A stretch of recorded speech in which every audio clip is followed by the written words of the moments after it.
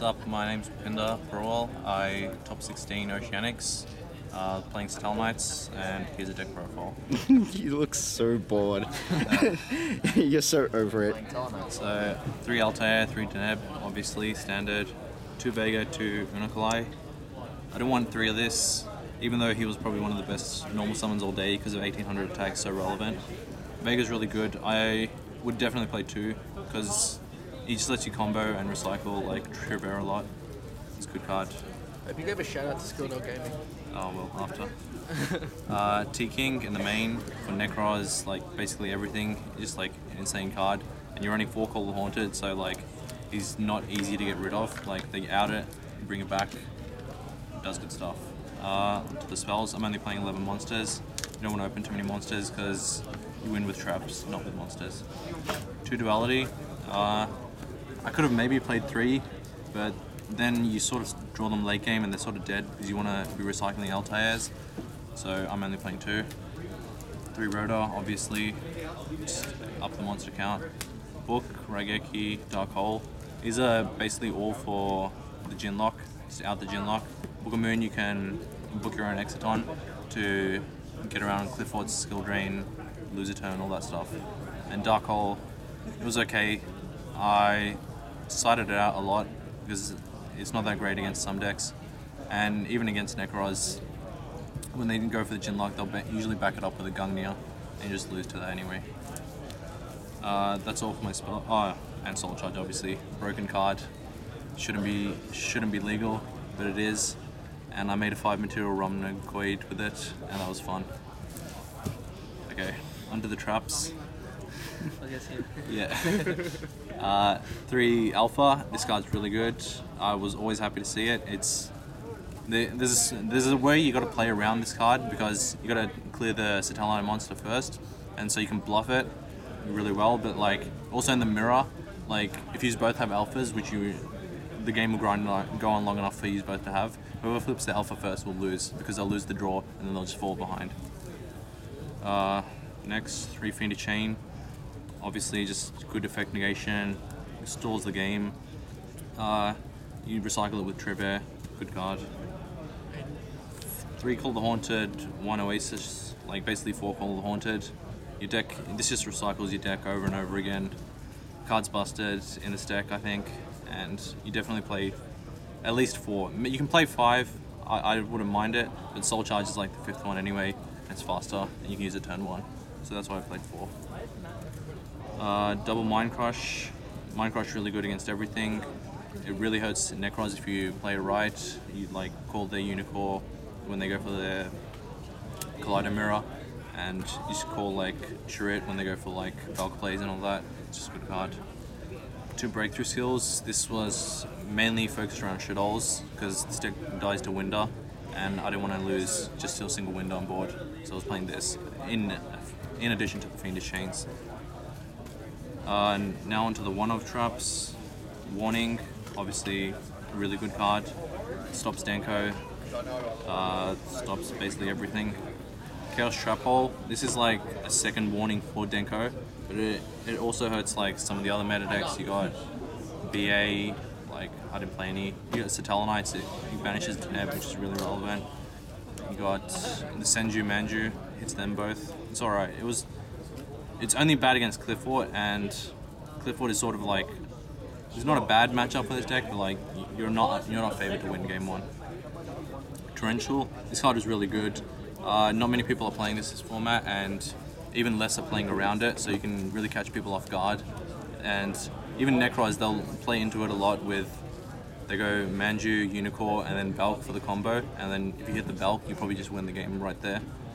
And I don't know, if this card becomes more popular, it becomes worse because people play around it. But no one was playing around it today. 1 Anti-Spell Fragrance. Probably should play more of this, but like my others were warped, so I didn't want to get a game loss, so I just played 1. Whatever. Bottomless, it was alright, but I was citing this out a lot because it's not effect negation, and it's not that great against not that great against Necros in my opinion. Vanity, just Vanity, broken card, should be banned instead of limited. I don't know, you play it, I guess. Onto the side deck, 2 Vela for Necros, obviously.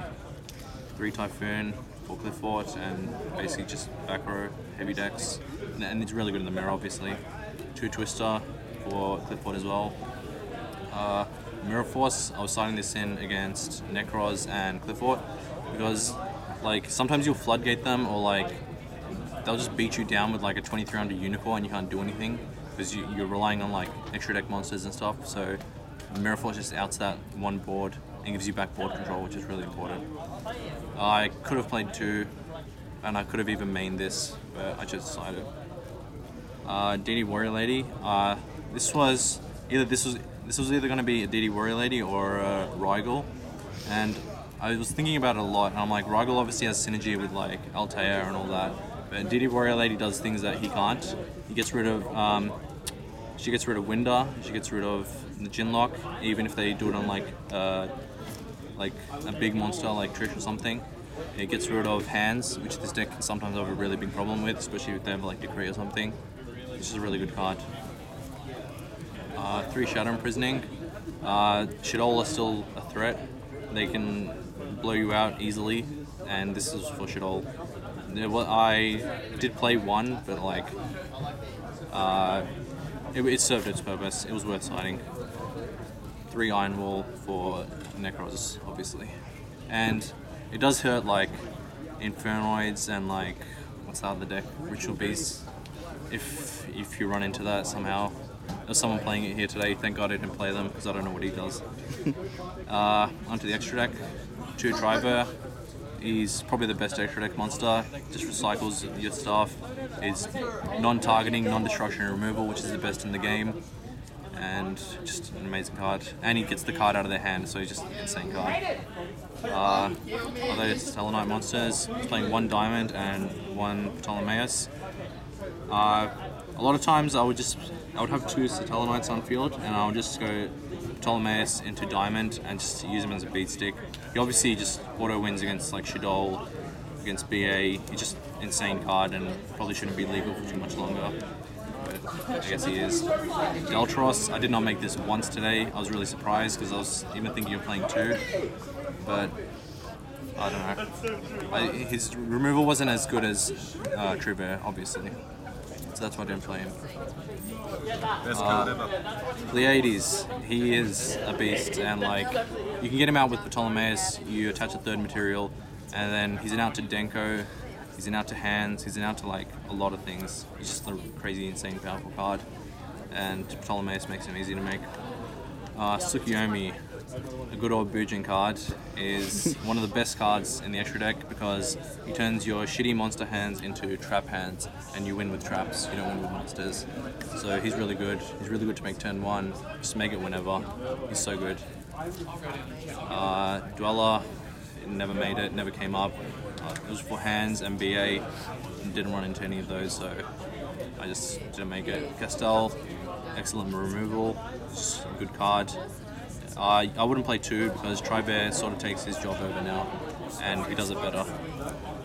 Direwolf, you can say like, oh, why wouldn't you play Castell over the Direwolf? But sometimes against Shaddoll, you don't want to leave an extra deck monster out, and even against Cliffort, you want to like pop their stuff but not have anything on board, or just you don't want to like leave a monster on board, and sometimes you want to like soul charge back stuff. It just Direwolf's important. Exton, obviously just like an amazing board wipe when it goes off. When it goes off, you'll probably win the game just by the advantage you get off that game. And if he sticks around, he becomes a problem to deal with if they don't play Breakthrough Skill or anything. Emerald recycles all your stuff. Very good cards. Just recycling all your Altairs. You'll run out really fast in grind games. Cowboy, just standard burn for game after you've poked a couple of times, and can be used in time. He's alright. It was good today. Giant Hand. I saw this on my wall and I was like, oh, I'm never gonna play a rank 4 deck again. I'll just play this. I never made it, never came up, whatever. And the last card, Heroic Champion, Romnagod. He's God. He's an amazing card. Every time you make him, it's just like an amazing feeling. Like you're just blowing up cards and like they can't summon. Just an amazing card. Really fun to play with. Did you ever do 5 material? Yeah, I did get off 5 materials through Soul Charge, another busted card, and that was fun. It's ridiculous. And that's it for the deck profile. So, what do you think was like the worst matchup today? Probably still Necros, because if you can't open traps, you still lose Necros, and if you can't floodgate Necros, you still lose Necros. Shaddoll can be a hard matchup. BA can be a really hard matchup, but thankfully I didn't run into any. It wasn't that popular today. Basically, that was it. Like, I think this deck like destroys Row really well. It just makes good advantage. And in the mirror, I played a couple of mirror matches today, and the mirror match is won by whoever uses their back row better, because the monsters are basically irrelevant. Like, in one of my mirrors, he was so ahead on board. He had 2 trip airs, like full board, and I still won that game because I just used my warning and my bottomless better, and like that's how you win the mirror. You got to use your back row wisely. Don't fall for bait, call haunted MSTs when you know they have other back row. That's how it is. Fair enough. Thanks again. And this has been another Team Flyfang deck profile.